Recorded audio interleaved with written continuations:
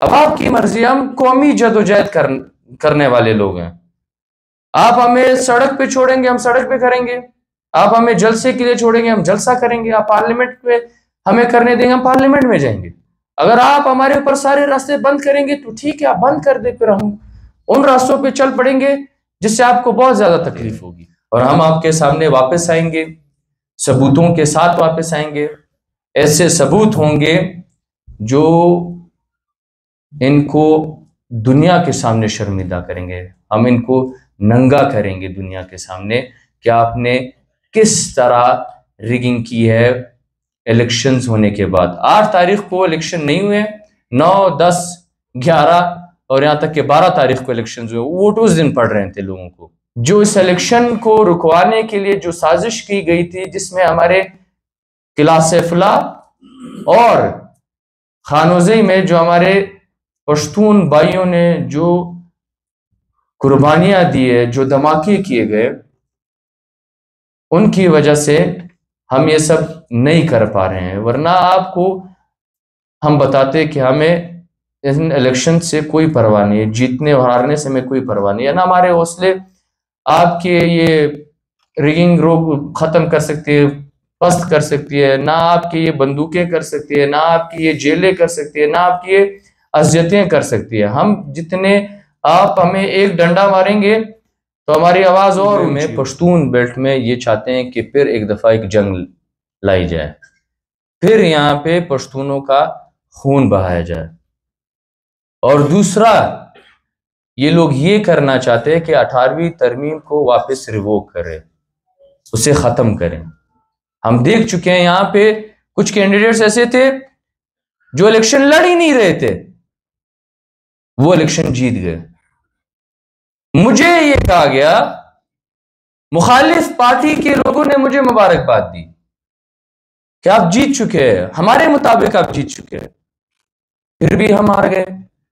Candidates को घर से निकाल रहे हैं कि आप आए, आप लाजमी ये काम आप करें, आपके इदारे ये काम लगे हुए हैं। वो लोगों को धमकियां दे रहे हैं कि आप धरना बिठाएं, आप डीसी पे प्रेशर डालें, आप आरओ पे प्रेशर डालें, आप ये करें।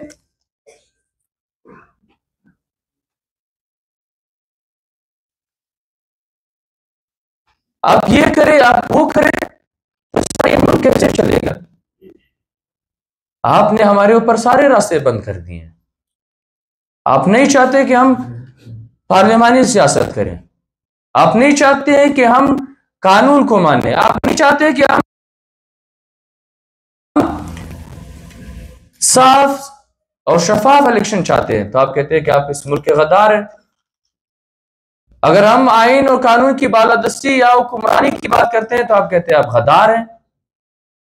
अगर ये गद्दारी है तो ठीक है, हम गद्दार हैं, हम मानते हैं हम गद्दार हैं। अगर आपको ये लगता है कि आप ये सीट छीन के हमें मायूस करेंगे, हमारी सियासत खत्म कराएंगे, लोगों में हमारी मकबूलियत खत्म करेंगे, तो आज आप देख लें कि हमारी मकबूलियत खत्म हुई है, हम मायूस हुए हैं। आप किन को मायूस करना चाह रहे हैं? आप किन को धमकाना चाह रहे हैं? हमें तो अपने सर की परवाह नहीं है। हम जिस रास्ते पे निकले, हमें पता है कि हम मरेंगे भी तो आपकी गोलियों से मरेंगे। और हमारे लिए सबसे बड़ा मकसद यही है कि हम इस सियासत में आपकी गोलियों से मरें। आप हमें धमकाएंगे, आप हमें इस सियासत से रोकेंगे। आपने मिलिक शहीद उस्मान खान काकड़ को भी, आपको लगता था कि हम उन्हें मार के इस सियासत को खत्म कर देंगे, इस पार्टी को खत्म कर देंगे, लोगों को मायूस कर देंगे, नेशनलिज्म को खत्म कर देंगे। आप किस हद तक कामयाब हो चुके हैं, हमें जरा वो बता दे कि आपकी कामयाबी क्या है। उससे ज्यादा लोग उठे हैं।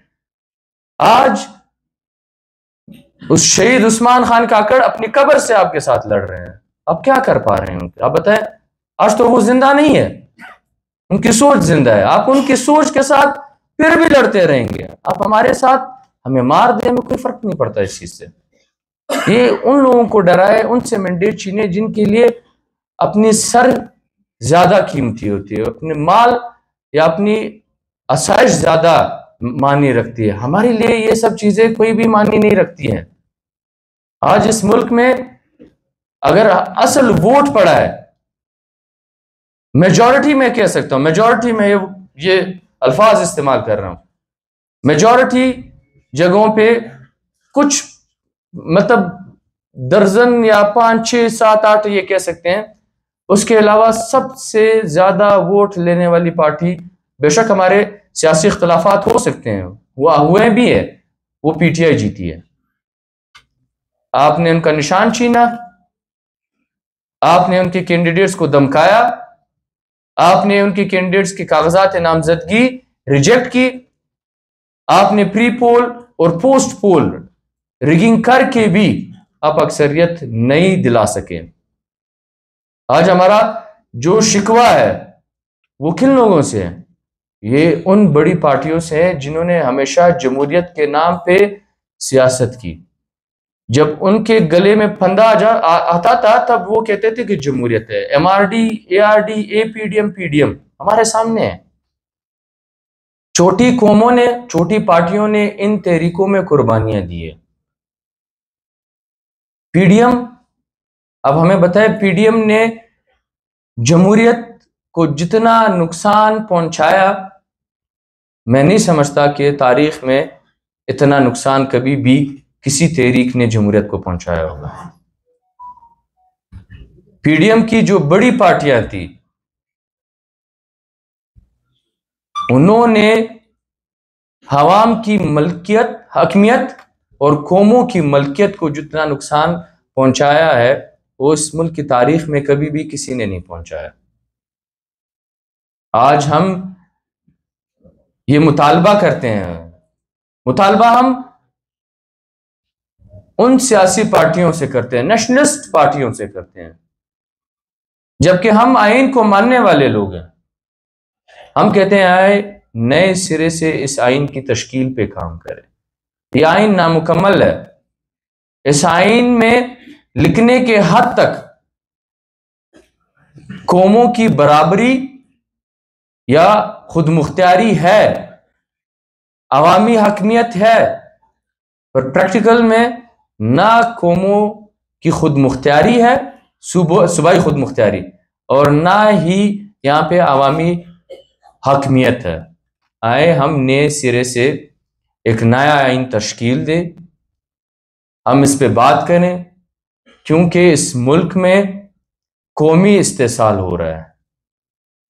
हम अब आप देख सकते हैं बलोच नेशनलिस्ट पार्टियों के साथ क्या हशर किया गया उनका, पश्तून नेशनलिस्ट पार्टियों के साथ क्या हशर किया गया यहाँ पे।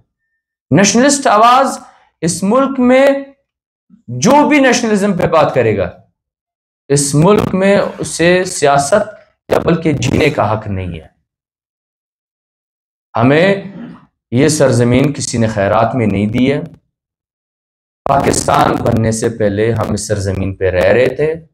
पाकिस्तान बनने से पहले हमने इस सरजमीन का बंटवारा अपने ही लोगों के बीच किया हुआ था।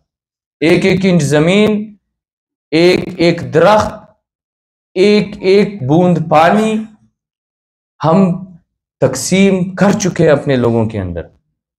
आज आप आ रहे हैं हमारे ऊपर एहसान करने के लिए कि पाकिस्तान बनने के बाद आपको ये सरजमीन मिली है। हमें पाकिस्तान बनने के बाद ये सरजमीन नहीं मिली है, और ना ही हम आज एक वाज़ेह बात करना चाहते हैं। आप इसे गद्दारी समझते हैं, गद्दारी समझे।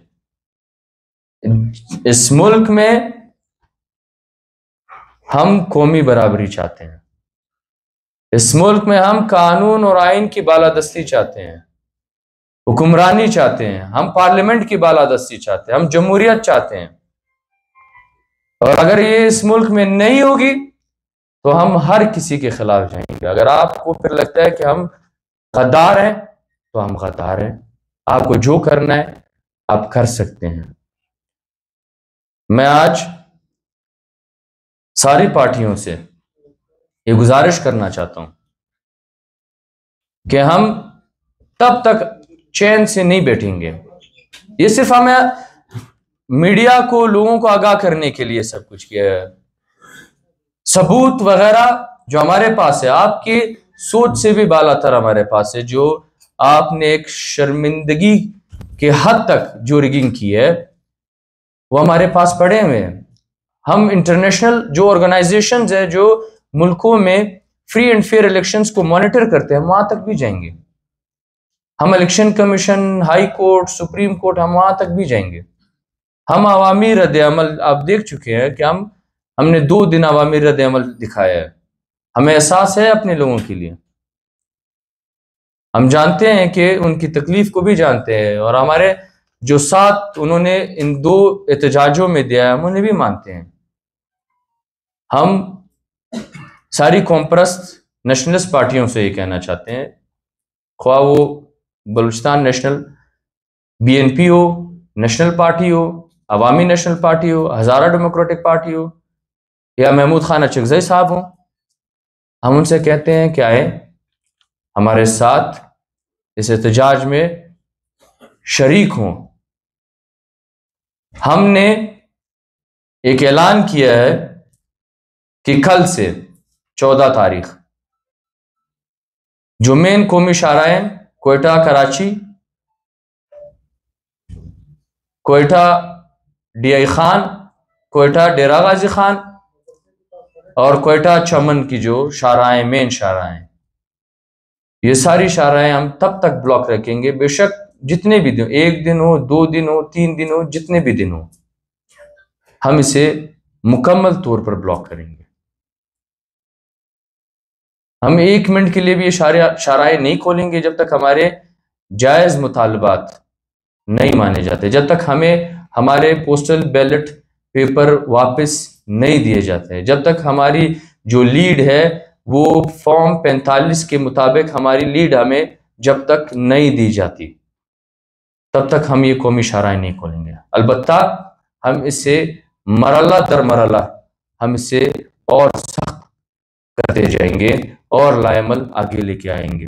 हम इन पार्टियों से कहना चाहते हैं कि आप इस एहतजाज में हमारे साथ दें, और आने वाले दिनों में, तो एक सीट की बात नहीं है, आने वाले दिनों में या वक्तों में, इन 5 सालों में आए हम ऐसा एक तहरीक चलाएं कि मुकम्मल एस्टैब्लिशमेंट की सियासत में मुदाखलत, मुकम्मल तौर पर एस्टैब्लिशमेंट की इलेक्शन में मुदाखलत को हम रोक सके।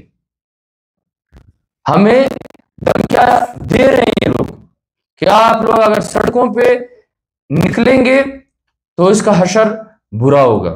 मैं एक चीज इनसे, आपकी तवज्जुह से इनसे बताना चाहता हूं, चला है हम पुरअमन एहतजाज करेंगे। मैं तो इस हद तक जाना चाहता था कि हम डोल किताब पे हम हर जगह ब्लॉक करें, हम वहां पे एक मुशायरा रखें, हम वहां पे पुरअमन बैठे रहें।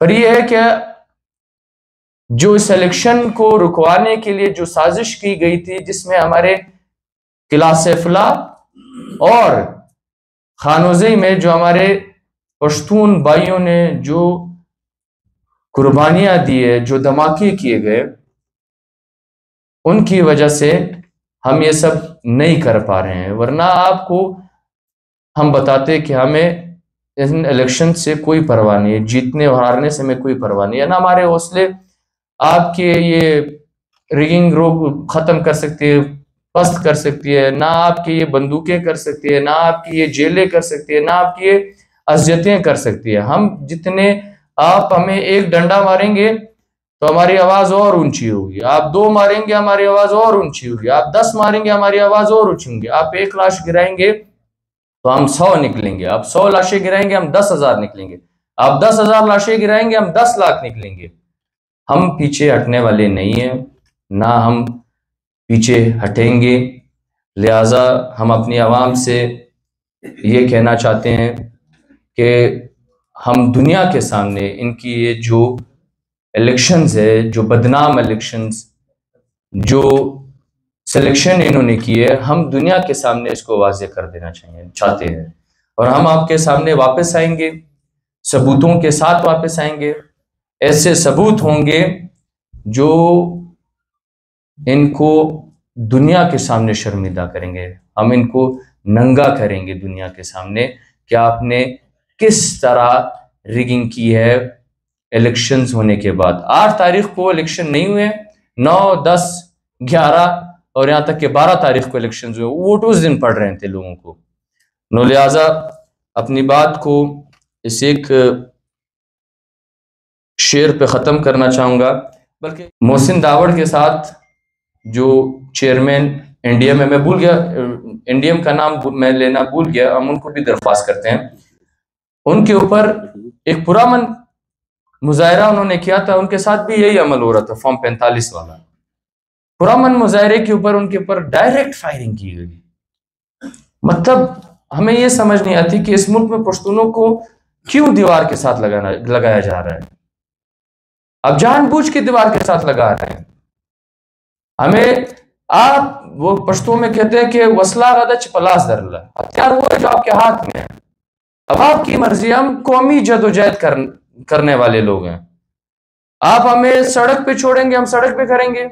आप हमें जलसे के लिए छोड़ेंगे, हम जलसा करेंगे। आप पार्लियामेंट पे हमें करने देंगे, हम पार्लियामेंट में जाएंगे। अगर आप हमारे ऊपर सारे रास्ते बंद करेंगे तो ठीक है, आप बंद कर दे, फिर हम उन रास्तों पे चल पड़ेंगे जिससे आपको बहुत ज्यादा तकलीफ होगी। हमारे लिए तो मैंने कहा ना, हमारे लिए मकसद ये है कि कौम की बराबरी, इस मुल्क में जमहूरियत और इस मुल्क में आइन और कानून की। तो इस एक शेर से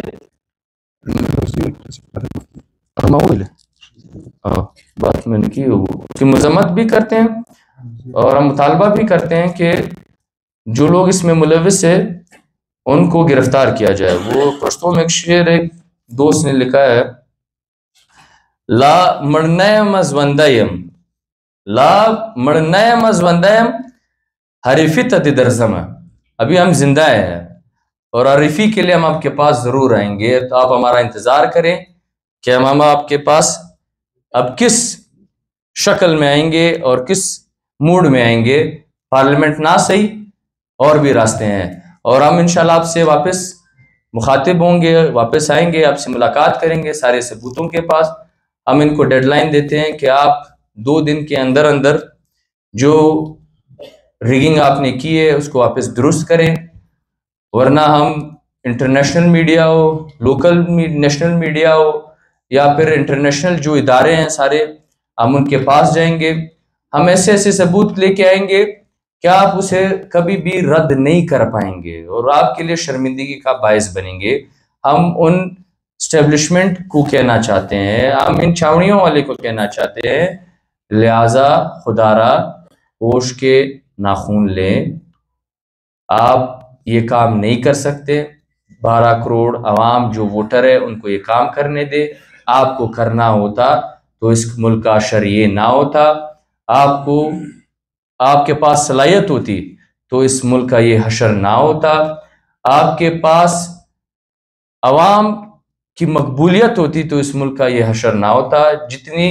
जितना आप इस मुल्क में बदनाम हो चुके हैं, मैं नहीं जानता कि आपसे ज्यादा कोई और बदनाम हो चुका होगा। लिहाजा इस सियासत से दूर रहे, इलेक्शन प्रोसेस से दूर रहे, लोगों को छोड़े, वो अपने इलेक्शन में खुद अपने कैंडिडेट्स मुंतखब करें। बड़ी मेहरबानी।